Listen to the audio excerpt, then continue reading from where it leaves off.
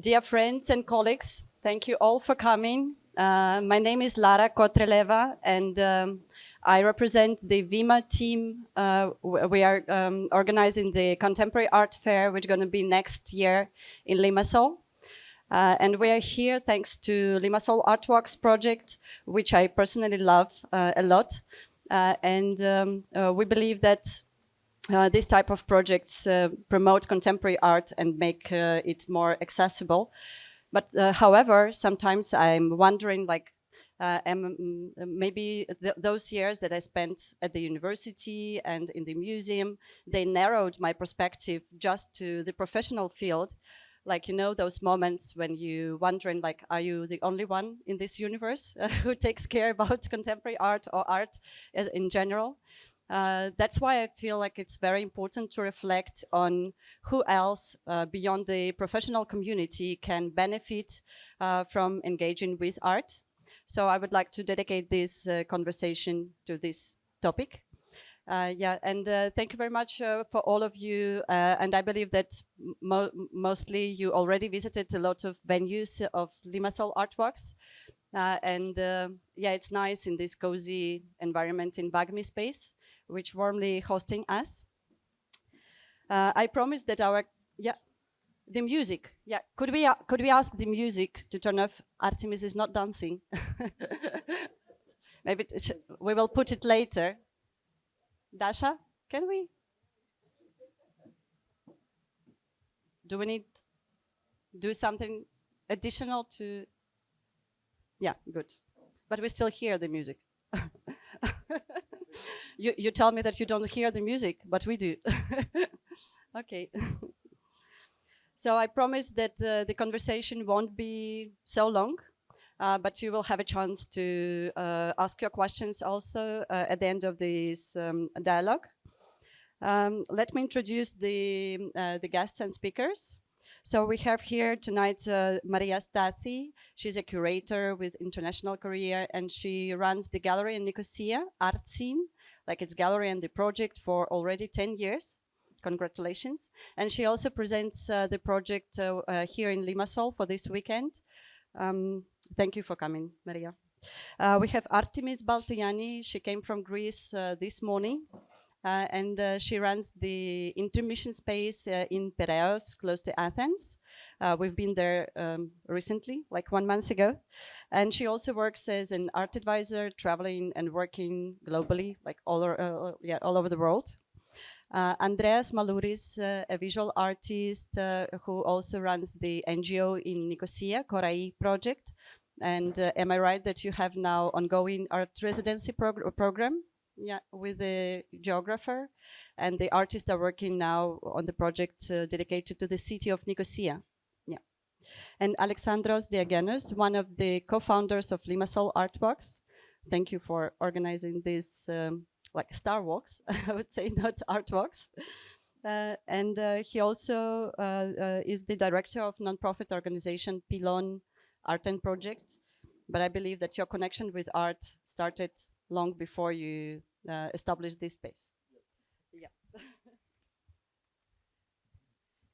So I would offer to have our conversation in two parts. And one, I would like to ask questions about how the art scene is structured now here in Cyprus. But first, I would like Artemis to ask you a question. And I will pass you the microphone. You need to press the button and it will work. Like each, it test. Works. Yeah. Each region and city or country has its own structure. Could you please share like your ideas on which parts are visible from for the outside observer, and which are the main structures of contemporary art scene?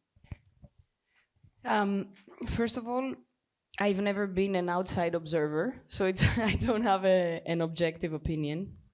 I think a key word is perception, especially when we're asked. I'm very often asked, and I think we discussed this a bit, about how the art scene is changing in Athens specifically. Thank you. I promised not to ask this question. I'm bringing it in. I think the key word is perception, because we're not looking at numbers really when we're talking about growth. it's actually kind of a word of mouth that is going around, and also it appears very often in articles. In the past, it started with calling Athens the new Berlin. And there's definitely more spaces that are opening up. There's a lot of more international people moving into Athens, so that's a very visible way of seeing that there is interest there. However, I can't specifically say if let's say that I work on the market more. So in terms of the market, I can't specifically say that this is a sustainably growing art market in Athens. I can say that there's interest, there's hype, there's a vibe in the city that people want to participate, and there are definitely artists that people are watching and spaces that people are watching. But I can't specifically tell you that it's growing in a way in a city like Berlin or like New York or London, cities that have a very sustainable market for both artists and galleries. I don't know if that at all answers your question. Yeah, but I also want to expand and ask, like, if do you think that it's possible, like, what can we borrow from this experience of Athens as a new Berlin? I mean, we not specifically in Cyprus, but like, if someone is thinking about development. I think it applies specifically to Cyprus also, and I think it's something that you guys are doing here already with Limassol Walks. And it has to do with supporting the local scene. And I'm saying this while I have a space that brings international artists myself. I'm not like per se working with Greek artists. However, in many, let's say Brazil is a very good example. Okay, we're talking about completely different scales, of course, of countries. But Brazil, for specific reasons, historical, but also even taxes, they're very supporting the local scene. So we see that in other places too. And German collectors support German galleries. We see in Greece very often, like we can have an international artist that is offered in a Greek gallery and in a gallery, let's say in Paris, and the Greek collectors might go to Paris to buy the work. So that is definitely not helping.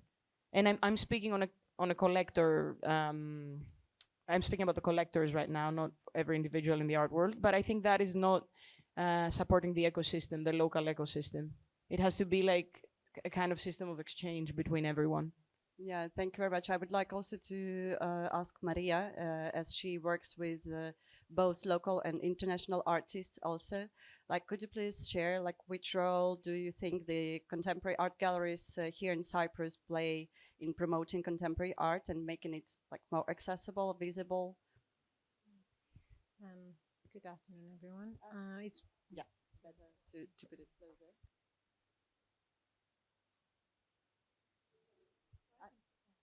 Just press the button. Yeah, can you hear me now? Yeah, okay, okay. Okay, so it's wonderful to be here tonight. Thanks for inviting us. Celebrating, yes. I think it's each one of us has their own space, and they're trying to support in a completely different sort of point of view. So we all contribute towards the art market here in Cyprus, and we would like to go beyond that. But working collectively, and an example like Limassol Artworks is really important to be mentioned, because I think that's the only way to go forward and to be visible, all of us outside the scene in Cyprus. So for me, it was quite important since the beginning that I opened my space that I have artists both from, the international sort of, and young generation artists as well as more established. And also bringing into, more approachable sort of concerns how, you present an artist from Cyprus that sometimes they don't have the opportunity to be shown here. The same happened with the current exhibition that I have by Chris Akordalitis, who is an artist who has exhibited extensively outside Cyprus, but never here in Cyprus properly. So we have a big show about him. So I think we're just trying to approach it in a completely, in a direction that each one we feel more comfortable with, and to communicate that through the public, and also educating them in one way or another. And so these collaborations are building sort of the art market and the scene here. But yeah, the market is tiny. It's even smaller, and there are very few collectors, obviously, as we all know.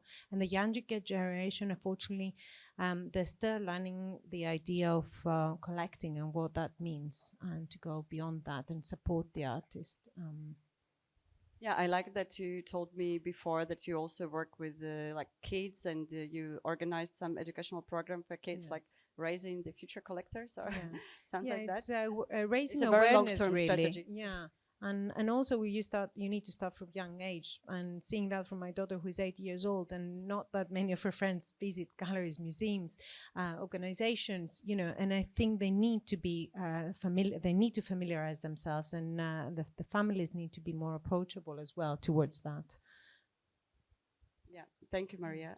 Alexandros, can I offer you a question about, like, can you share any specific challenges that Cypriot art scene faces now, comparing to other regions or countries, markets? I would say that the first one is probably size. I mean, as Artemis said before, we're always comparing with markets which are significantly bigger. So scale is really important, and it takes much more effort to do something when the scale is not there. So I think for me that would be the single biggest challenge. The second challenge, I think, is that we have an overdeveloped artistic element, and it's missing the commercial element is sort of not in alignment with that. So I think we have excellent artists and a big pool of artists. Compared to our size, I think it's phenomenal. There's lots of grassroots initiatives like artist-run spaces, non-profits. There's things that are pop-up, things that are permanent, but there's the commercial side is underdeveloped, and that is sort of holding the whole ecosystem back. And I think that's the one thing that we really need to work on collectively and see if how we can get people more involved in this world on the commercial side, which this is going to bring the fuel in to help further development. So it's one of the pieces of the puzzle that are missing. Yeah, can you please clarify, like, by commercial part of the art scene? Galleries, art advisors, art fair. And galleries presenting also the artists to international other. Of course, also bringing in, because the question of scale, one of the ways to sort of address that is by bringing in people, international audience. And I think, I mean, where we are now in Limassol is a case in point in general, where the growth of the population over the last few years, which is all these people coming to live and work in Limassol, this is what's driving the development of Limassol. So if we transpose that to the art world, if we can bring people from the region to start with, I think, because that's only natural geographically to be interested in art produced by Cypriot artists, and also to take Cypriot artists outside of Cyprus so they have bigger exposure. I think that will be a tremendous help. And then it's also then how we go from here. I think we've come a long way in the last 3, 4, 5 years, mostly with sort of small grassroots efforts like Limassol Artworks, which, I mean, we started it 3 people with a budget which is a shoestring budget, and we run it. It's fairly easy, but we don't put sort of a huge amount of resources into it, either in terms of time or money, and it has this impact. So more things like that will help, and it's important to promote them. And it's at the end of the day, it's all about this. It's a symbiotic ecosystem, and it needs cooperation, and we need to be together, and we need to sort of work with each other, and everybody who's involved in this needs to cooperate. It's not an antagonistic market. It needs to be symbiotic. I really support this idea of like building the community where all the stakeholders or people are not just receiving anything, but also contribute and have their own responsibility to be like a more open viewer or more open visitor or like more collaborative as a professional. But I wanted to also to, as you mentioned, the geography. As something specific about the Cyprus, I would like to ask about the cities. I mean, the country, yeah, definitely has its own specifics, and in terms of cities, for example, because they always like are the place where the infrastructure grows. Could you comment on this? I mean, between Nicosia, Paphos, Limassol, and all other small cities, villages in Cyprus. Well, I think there's a lot of variety within Cyprus, and I think it's we need to sort of use this variety to help us to grow an even bigger art ecosystem, because every location has its own sort of specific attributes which make it attractive and interesting for a different market. As Limassol obviously is much more interesting for its international perspective. Nicosia has a history and a tension because also of the division, and it's very interesting, and there are things there, and obviously it's also most of the artists are living and working in Nicosia. It's even those who were born there, but also lately sort of a lot more artists have moved to Nicosia. So Nicosia has that. Larnaca is a much smaller scale. The Trying, Paphos has other interesting attributes. So I think it's not. I don't think it's something that should be concentrated in Limassol, but we should look for each place what it brings to the table, and try and sort of find something which works for the specific city in the specific region. And of course, there's the mountains, which have a tremendous potential. We've already done. Pilon has done a few initiatives in the mountains, and we intend to do a lot more because when the priority comes. Well, it will come. Thank you. You told that it's important to have this international communications, and I would like to ask Andreas about artist run spaces and also art residency programs, which probably is one of the, like, I would not say the easiest, but like one of the common and important parts of international communications within the artist community. Could you please elaborate on it? Artist-run spaces, they are spaces that they are initiated by artists. They are formats that they intend to host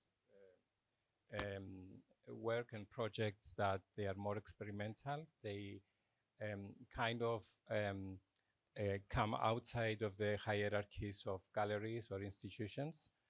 A characteristic of the artist-run spaces is that it's run by the artists. So the artist itself, that apart from working in a studio and producing his own work, he has to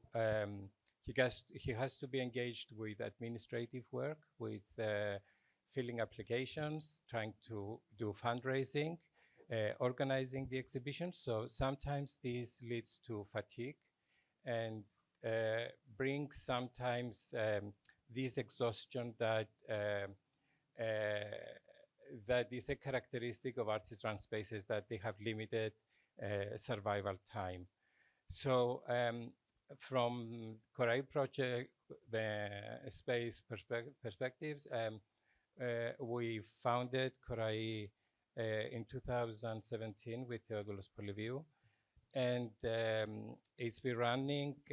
We changed different models of working. At the beginning, we started with open calls, so we gave opportunity to host projects according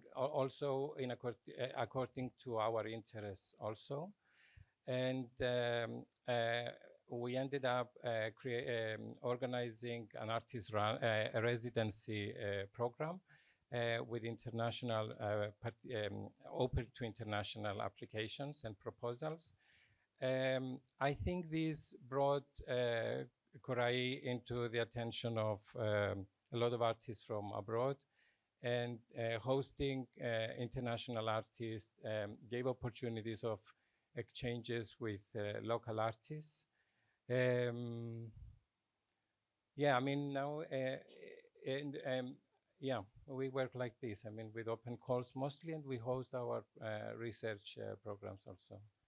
And could you please specify, do you think that artist-run spaces are more like the laboratories behind the scenes, or do they also play like a kind of role in bringing communities together or building the audiences, like, and make it wider? Yeah, I think they are not, I mean, there are different models of artist-run spaces and the way they work, but our space is not close to the community. I mean, we openly present our projects, and we are openly invite people to participate in our projects, and we invite them to give proposals to us. So it's building also communities, because artisan spaces are very close to the art communities. They are very close to the studios of the artists. They are very close to their practices and their needs, and they do not have any commercial activity, so it's beyond that. It's just the practice and all on the process of the research that is presented. Yeah, but do you feel like there could be the connection between like collectors or art lovers who are ready to be interested in some works in the? Of course, they are always invited, and we do exhibitions. We do. We have events, and we also invite people there. They have access more directly to the studios of the artists this way. And if we're talking from the perspective of building the community which contributes, can you share some specific needs that you think that artist-run spaces have now in Cyprus? Well, we need funding. That's the only thing. It's obvious. Funding and support. Yes, we need funding. Yeah, an artist to come for a residency needs accommodation, needs food, needs a salary. Artists should feel that they are paid. They need fee. Artists are not like doing a hobby. They need to be paid. So they need salary, and sometimes raising, and also they need production fees. There are expenses that unfortunately the only way to get funding is by the Programma Politismos that we get from the ministry, but it's not. It's poor. It's not that much to support all our activities. So unfortunately, sometimes it ends up to be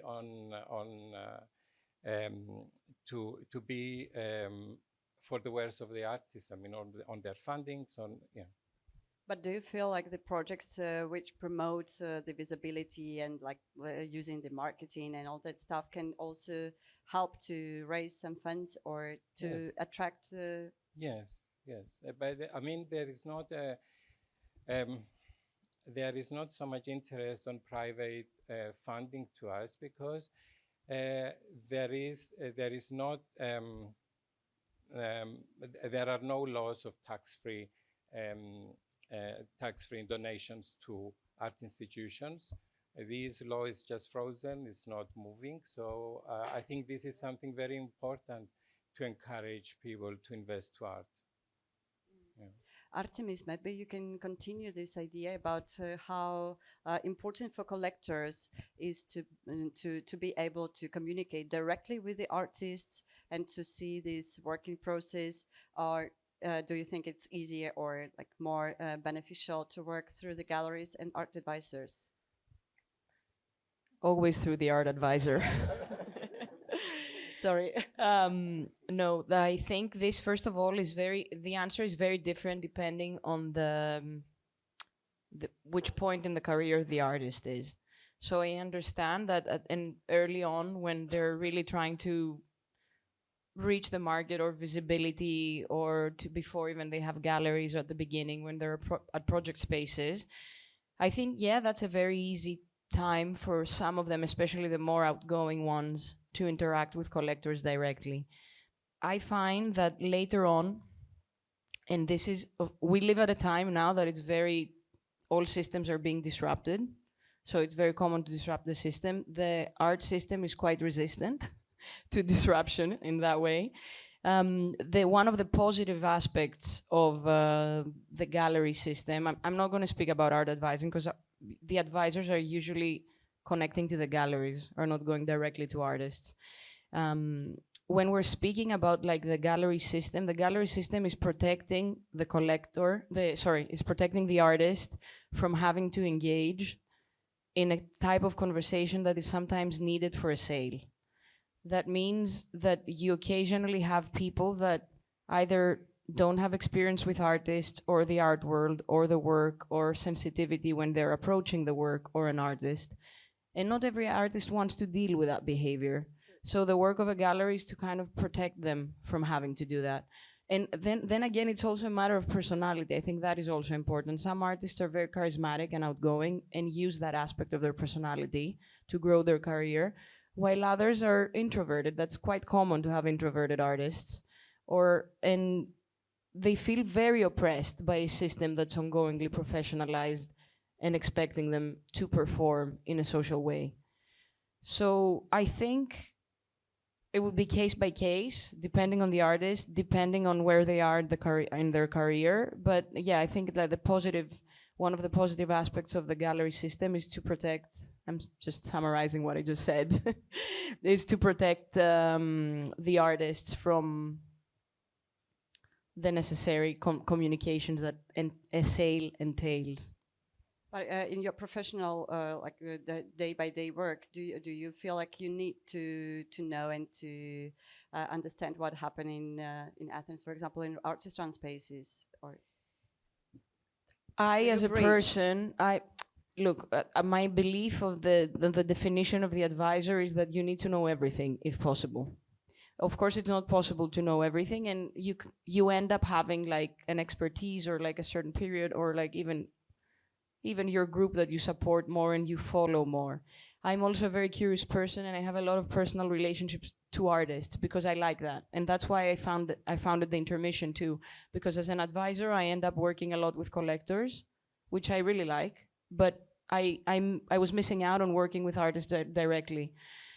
So yeah, I like to follow that, but not every advisor or Intermission founder. The Intermission is a bit different in the way it operates. It's not like a representing gallery. So I don't think that every advisor has to do it. I like to do it. How you manipulate with all these roles that you keep in your personality? It's a very hard. It's very tiring. A lot of organization. Thank you. I would like smoothly move to the part where we can imagine like the future or remember nice projects from abroad or anywhere that could also be implemented here in Cyprus. And I would like to ask first, Andreas, could you please tell more about why Cyprus could be a nice or perfect destination for artists from all over the world to come to work here and to live here in Cyprus? Well, Cyprus is like geographically is interesting and historically interesting, and it's a multicultural place. But apart from this and the nice weather, we have, I think it's a small place and the community is very close one to each other, artists, and they can build easily a supportive communities that they can have access constantly. And also practically the practicalities are more easy because of short distances, accessibility to workshops, and it makes it easier than living in a huge city. I think what an artist needs to survive is cheap rent, cheap living, accessibility to workshops, and a good supporting community. And that was the reason I think that both Berlin became a hub at the point when rents were low, and then Athens now becomes a hot place for artists to move, but hopefully Cyprus also is interesting. And yeah, I think that, yeah. Yeah, and could you please comment on what impact can art residency that you mentioned before play on local artists, and why it's important to bring artists and curators from abroad? I think this interaction between the artists that we host at Korai and with the local community is very interesting, because we have studio visits from the local community to the artist, and the opposite. But now Korai started a new program this year, and we intend to continue.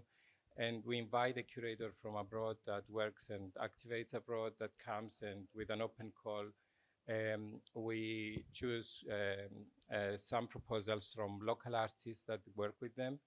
And this way we can build bridges with local artists and art workers abroad. Artemis, could you please continue this about how the artist can like gain the position to be known like worldwide, or if he wants to build like international career? Or I think, first of all, I think we speak a lot about the visibility of the artists, but I think it's very important to go back at the beginning of the formation of an artist. Right now, one needs to be part of an international dialogue. The work can be local in the issues it addresses, but you have to be aware of a very international dialogue that is going on. And I think it is very important that what you can achieve with the residency, because you create bridges, as you said, even bringing artists from abroad here that are interacting with local artists. Or let's say, I mean, it's not as feasible here as it is in Switzerland because of financial issues. Switzerland provides grants for artists to travel, for Swiss artists to travel abroad. I think that exchange is very important. So I think in Cyprus you actually have some artists that are having very significant international careers, like Christodoulos Panagiotou, and other Hara, also Haris Epaminonda, and even more so than we have artists in Greece having international careers of that visibility. So I'm wondering what you're doing correctly here. Yeah, maybe Christodoulos can answer later. Sorry, Christodoulos. Comment on it. Do you want to comment? I do think that there is more support in Cyprus than in Greece in terms of governmental support. So there are funds to travel in Cyprus, not as big as in Switzerland. At least for me, it has been significant, I think, at the beginning. And I believe the same for Hara. We got also private funding. Andres Ivanari and Point supported us at the beginning. So yeah, I believe support is important.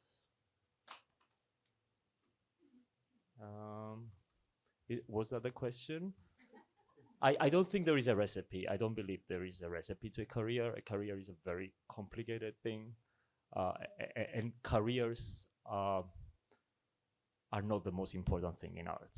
There are artists without careers that are greater artists than artists with careers. There are artists with careers. I mean, career is connected to the idea of success. And success is not essential to the quality of art. There are a lot of successful artists. I don't like the work. And there are a lot of artists which don't have, let's say, commercial success, because this is what we are discussing to a great extent today, which I love the work.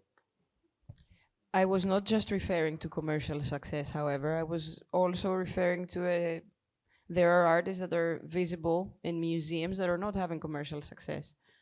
Just specify. I agree exactly with what you said. I'm just specifying that I'm not only referring to the market.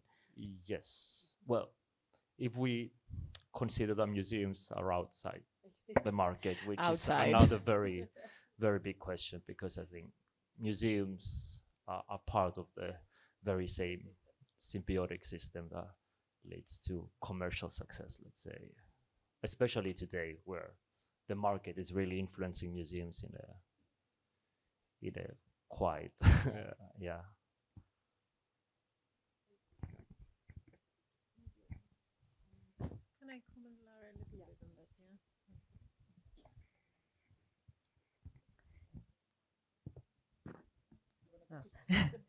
Okay. I think the other problem is that, you know, the artists here, they may do amazing exhibitions in beautiful spaces and, you know, but they don't get the visibility, you know, because obviously, as we discussed earlier and as Alexandros mentioned, there's not that much international market that, or people or art lovers or supporters that they will get the opportunity to see those exhibitions and shows. So I think that's the problem, the lack of visibility. So Instagram is not enough to promote.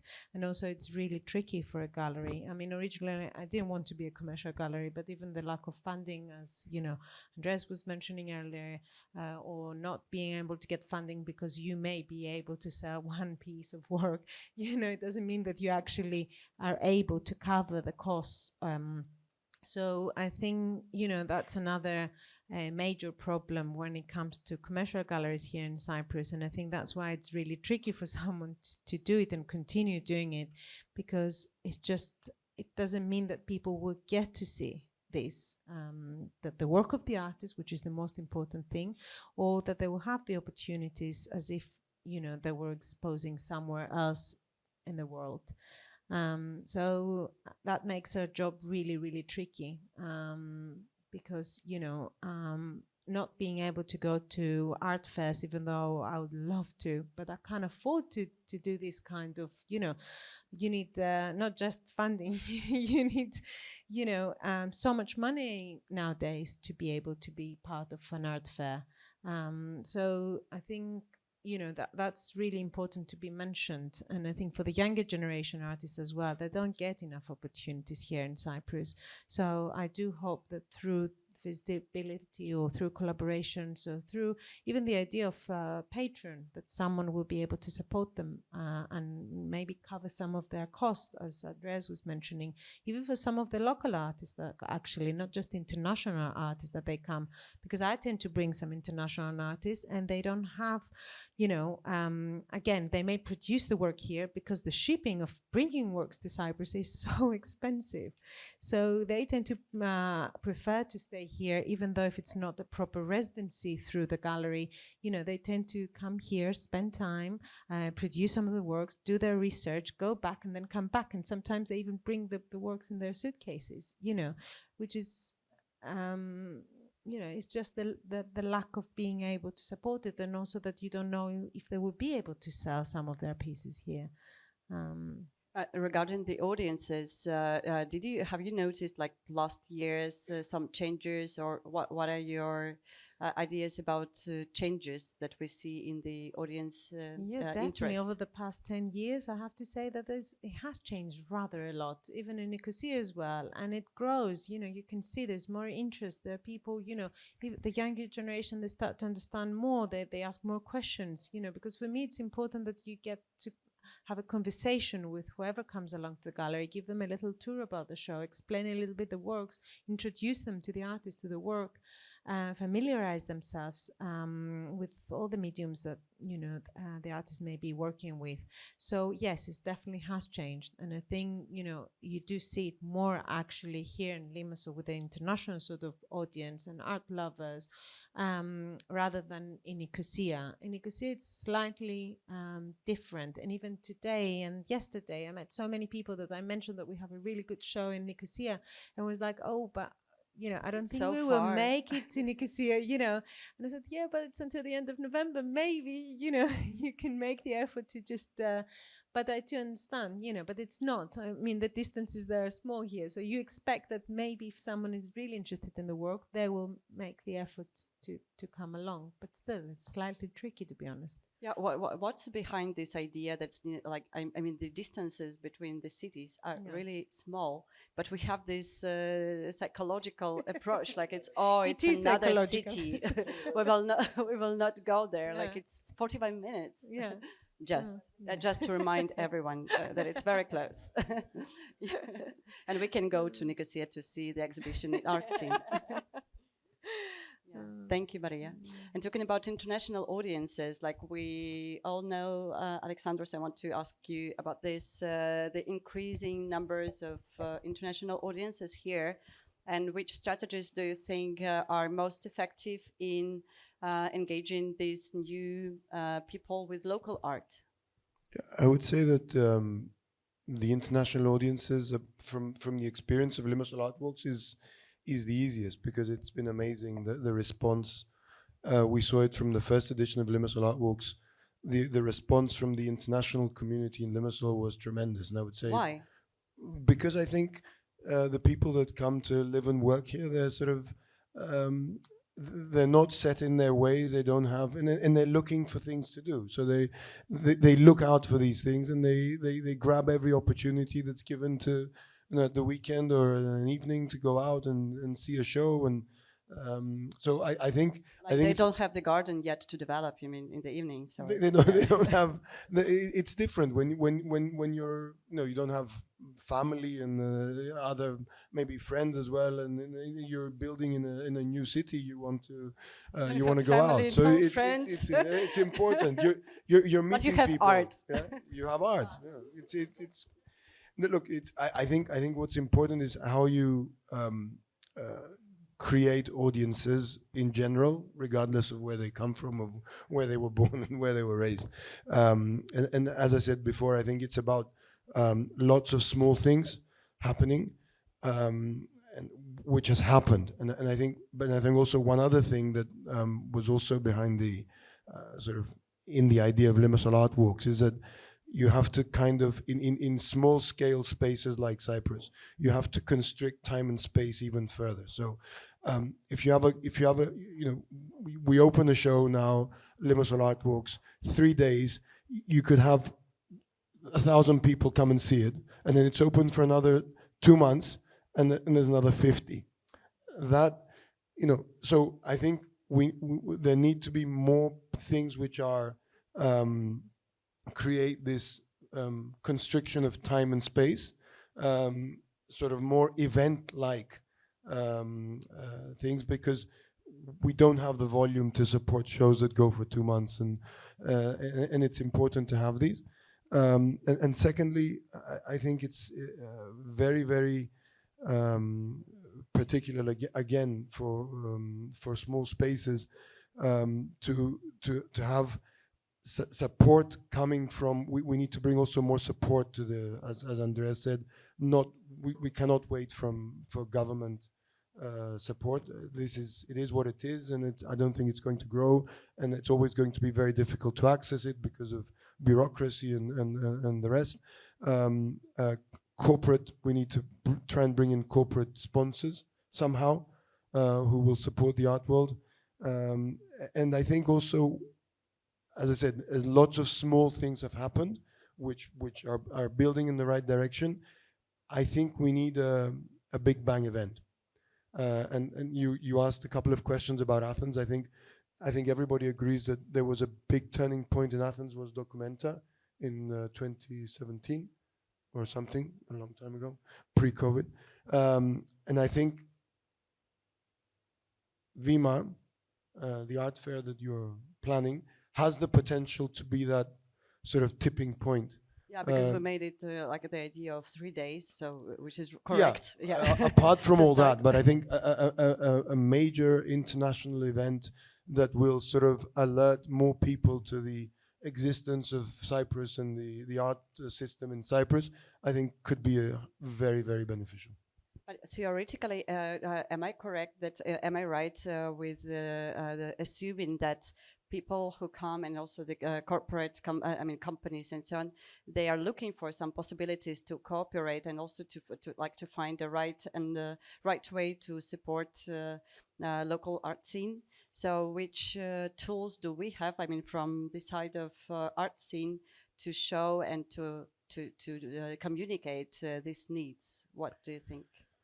It's tricky. I think the art fair is a very good opportunity because it's something that will give corporate sponsors the visibility they need, and in an environment where it can coexist with the art, because we always have to be cautious of the sensitivities that exist in this sort of clash, let's say, between the art world and the corporate world, and so I think it needs the right time and space. I mean, you can't have a bank supporting an artist-run space because they won't see the benefit of doing it. But if the bank sees that the art fair is somewhere where the customers will also go, and it's something that's important for them to be seen supporting art, then they will do it. So again, the existence of commercial art advisors, galleries, whatever they are, who are commercially involved in the art world, they also have a sort of, they're one step closer to these corporate sponsors, and it could be just by buying and building a collection, which in the past we had banks in Cyprus who were actively involved and were building collections, which unfortunately since the crisis of 2013, even though the Bank of Cyprus retains its cultural foundation, their focus is not on supporting contemporary creation. It's more about preserving sort of more historical, which again is important, but we're talking here about contemporary creation, and that needs a different sort of approach. Yeah, thank you. And regarding the commercial success or like sustainability, I would like to ask questions, but I don't know who could answer and who would like to answer about being a collector or becoming a collector. Like we all know, like it's more easy to associate yourself with art lover. And what are the barriers here in Cyprus or in general are for people to become collectors, to start buying, to become a collector? Who could answer? Let me wear my advising cap. I think, okay, it's a certain leap between I'm interested in the arts, I'm following what's happening, and I decide to buy art. But it can happen in a second, the shift. Of course, the main restriction is financial, understandably. But you can start obviously very low, theoretically very low. But I think the one restriction, of course, is financial. The other one is fear, because there's a lot of information, and people are hesitant. They're hesitant to put their money something in what they perceive as not understanding. Can we compare this fear with other process of buying other stuff? No? I cannot. Like buying a car? I cannot. No, I don't know nothing about the cars, but I have no fear to buy a car. But there's always a boyfriend, a brother, or somebody who's going to tell you about the car, some dude in your life. No, I don't think it's the same, because I think the value system of art is way more abstract. Yeah, I'm joking. Very less. No, it's a valid question. I'm not judging the question. It's way more abstract, is way harder for people to understand it. It's even hard for us to understand sometimes that we are working in this system. So I think just and I'm not saying it as an advisor, get advice, find people you trust, even if it's not an advisor, if you don't want to hire an advisor, find a local gallery that you trust, start like that. And they're gonna take time. This is my advice to people that want to start buying. There's no hurry. People that do sales try to create shortage of time because this is how you close a deal, but there's no hurry. It's better to take your time, see what you like. Your taste is going to change as you learn more, and find the people that you trust. And then if you end up also spending time with artists, not everybody does, that's also a great resource of information. Yeah, thank you. Very nice advice. Thank you. I would say that just to add, I think collector and collecting is quite a difficult sort of concept, and it doesn't. I mean, there's lots of people that have huge amounts of art, but they're not collectors, and there's people that have very, very few pieces and they're really collectors. I mean, it's not a matter of quantity or even quality. It's a collecting is a passion, and there's also a lot of questions behind it. I mean, collections are also, when you think about the future, why are you collecting? What happens to this? And it's a big responsibility as well. It's a responsibility towards the artist when it's a collection. But simply the process, I think, of the way Artemis described it, buying art to live with art, which is, it's a beautiful thing. I think that can happen easily, but there is all these things which Artemis described are very valid, but it just can change in a second. It's one step. Yeah, very optimistic approach. Wrapping up our conversation, I would like to offer like the quick fire round with one question to all of our guests. Could you please name one thing that could significantly improve the art scene in Cyprus, maybe with 1 word, 2 words, and then I will offer for the audience also to ask questions if you have any. One thing. Andreas. Yeah. Well, I talk from the micro world of art, from the artists. I mean, I don't know anything about market or anything, but what I would say that would benefit is funding. Artists need to be considered as working members of society and not doing their hobbies. True. I would say participate in more art fairs when it comes to a commercial gallery, and have more visibility or bring people to Cyprus. So I think through the art fair, I'm just hoping that could be a great opportunity for all of us, not just the artists or the galleries or the collectors or the art lovers, but for everyone.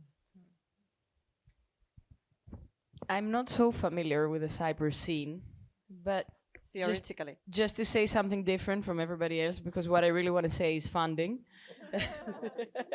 Just money. I'm just going to say support, like even presence, support of bring your friends, friends bring friends. This is how we make the scene bigger. So I would say that, just like support, and not only financial support. Yeah, that's what we have here now. Yeah, I would just add to that, do more together. Just we need just do more things. Think less, do more, and do more things together. There's no strategy about it. It's just it's for me at least. It's clear that we just need to do more, and it will come. No one's going to design a sort of roadmap on how we're going to get there. We just to try things, do things, and hope for the best. Yeah, thank you very much. This optimistic point doesn't mean that you can't ask like tricky questions, but please, if you have any, I will pass the microphone.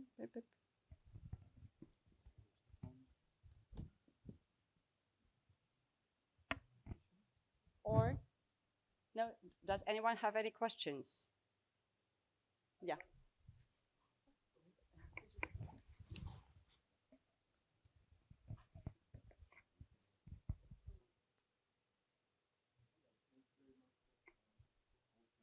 Is it working? Yes, yeah, it is. For organizing this very informative session. But I think there is a white elephant in the room, and rather this exotic garden. And Cyprus is a place that has been colonized many times, and each colonizer came here saying that they will bring progress, they will bring change, and etc., etc. And the white elephant is neocolonialism. Thank you.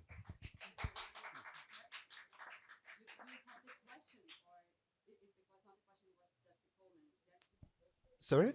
It is a question. I mean, do we have a neocolonialism happening at this moment in Cyprus, basically? And what are the implications of this neocolonialism?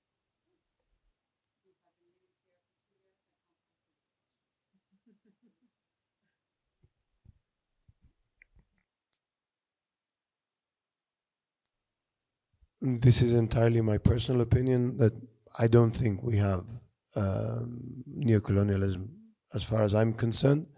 I think we have an internationalization of Cyprus, which is bringing the scale which I mentioned before.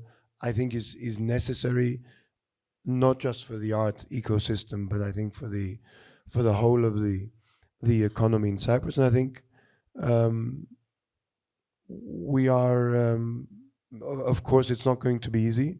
There are issues which crop up on the way, but I think if we look at the big picture and overall, I think it's something that we can manage, and I don't think it's anything comparable to the colonialism that we've had forever, because we've only been independent, quote unquote, for the last 60 years. So, yeah, that's my 2 cents. I don't know anybody else.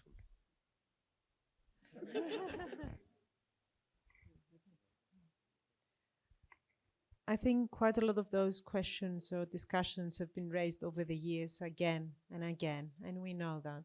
But each one of us and every generation is trying for their best for their country. So I think, as Alexos is saying, it's just we're trying to face, what's happening, and we're just trying to deal with it. And we all, if we work collectively, as it has happened in the past, and we continue to do that, maybe we'll see more progress and things will change. So we're just hoping for the best. So, yeah.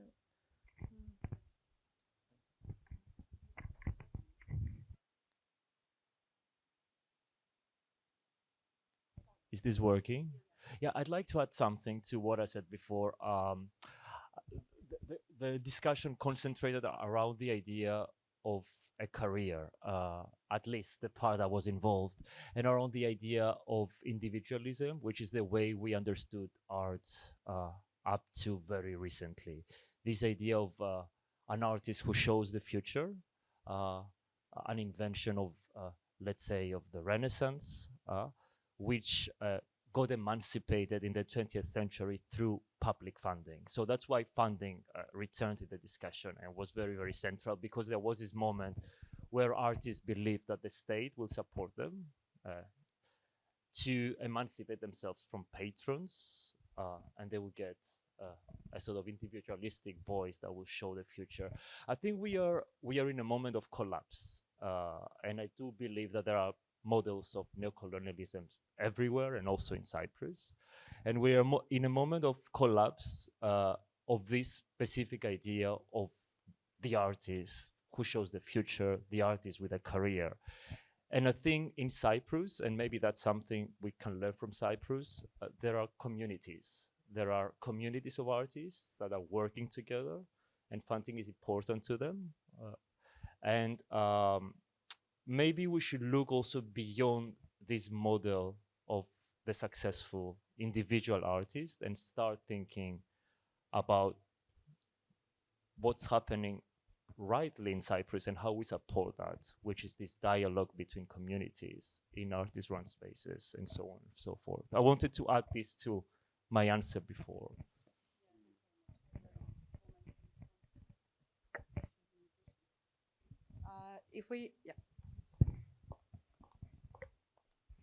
Thank you.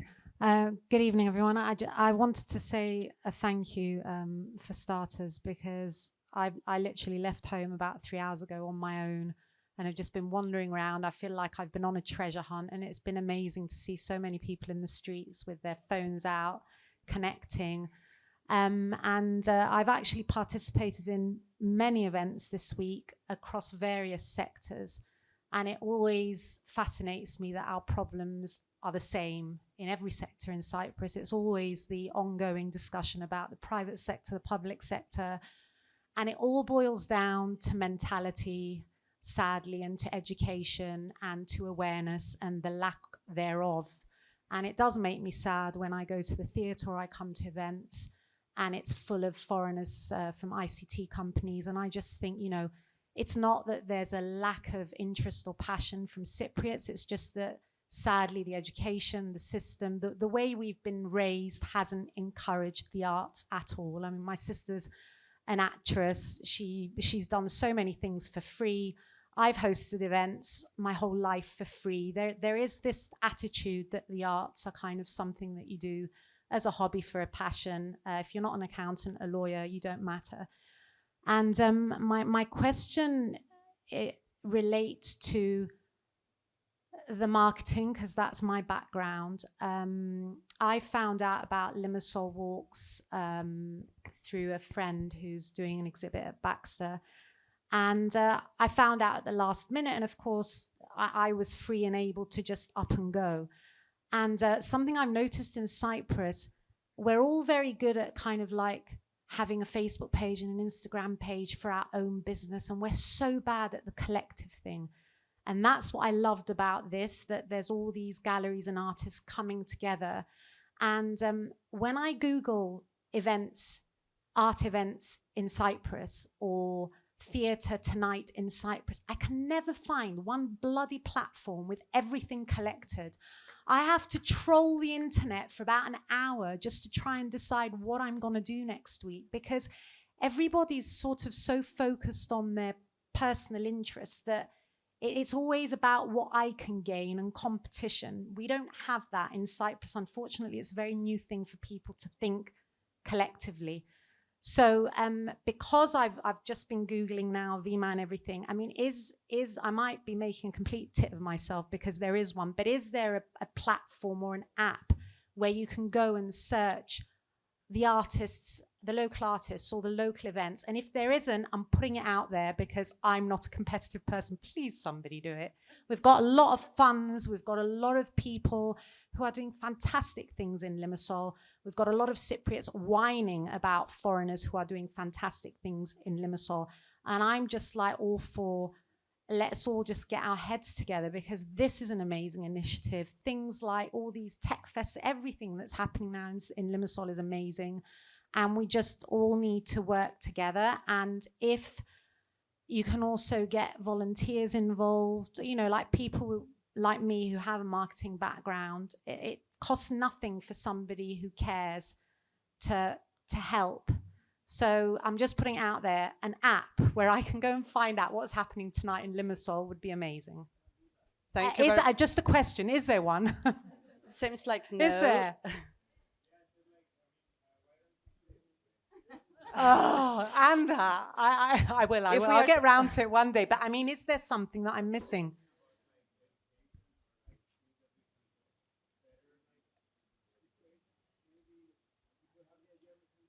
Yeah. Yeah, maybe we can stay later and discuss it on this part of the Vagmi courtyard to establish the initiative. Yeah. The question.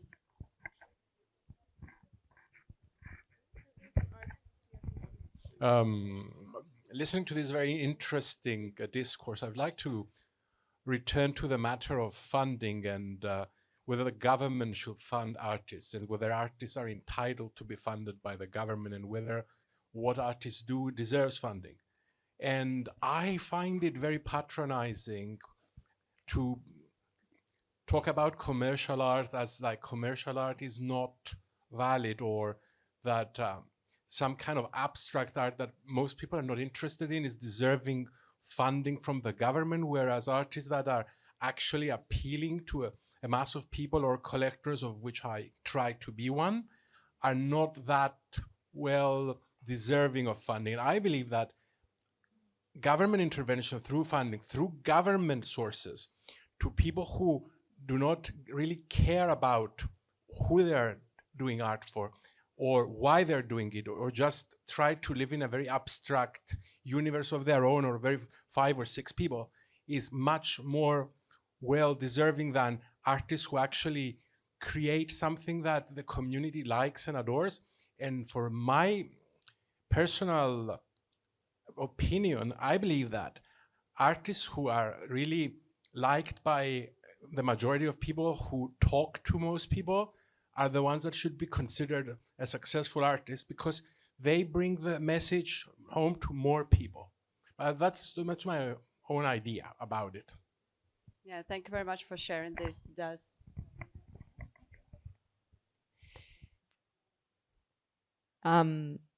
First of all, it's not that they're not deserving, it's that they already have funding because of the market. So these people that are having commercial success have a sustainable living, and more so because there is a market there. it is very, very important to understand that commercial success does not mean this is a good artist. There are terrible artists that have, I understand your point, but there are, and it's subjective, but there are pretty bad artists, it's very subjective, that are having commercial success. And as Christodoulos said before, there's amazing artists that don't get a break their whole life. And sometimes they only know, a couple of artists friends know. Sometimes the work is too radical, it's too soon, too radical for a wider audience to understand. And it is important, historically and as a community, to support those people to continue creating. And I think that is what we're saying when we're talking about like support at people that are not so visible.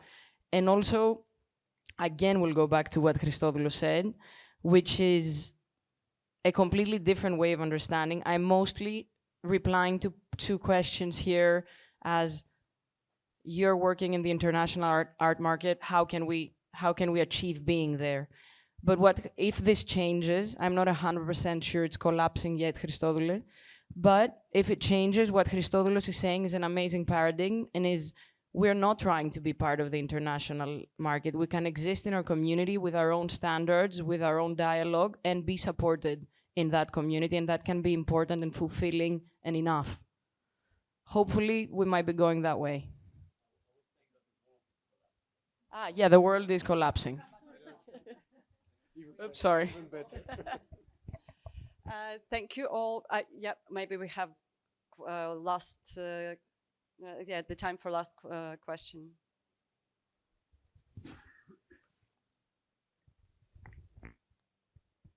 But it doesn't mean that we don't have time more. I mean, we can continue the conversation later in more informal way. Hi, everyone. I'd like to say that as an artist, the idea that my work will be supported by the same company, which made me move out of my own city because I can't afford to live here anymore, it's a bit absurd. That's all. Thank you. Anyone want to say something about this? I think I will just continue a little bit, but first of all, thank you all for doing this, and thank you all for all being here. And I think that's really amazing that participation is something that we do all together. And by having this talk being completely sold out, it's awesome. Living on an island, knowing that art is very complicated, contemporary art, very complicated on this island, we do need to work together. From marketing, there are platforms, there are artists and people that are trying to make an Instagram by themselves and put it out and collecting all the data and information, but there is nobody that participates, or there are a few artists that follow them and share it. Then there are a few agendas, and every community has its own agenda. So the Greek community has its own agenda, the Russian community has its own agenda, and it just goes like that. And we create islands on an island. And that's something I would like to change a little bit, because we do need to collaborate. And we do that by participating. So this is already the beginning, and thank you very much for doing this. Absolutely. Can I say something? I mean, just coming back to funding, I think it's embarrassing for us to ask for funding, because funding is not a privilege. It's that the society and the way that we work as art workers, we don't get enough money from the artwork, and that's why we need money to sustain the work. I wish that we could all get money enough to live as artists, and we don't need funding to work. It's embarrassing to ask for funding. It's not a privilege.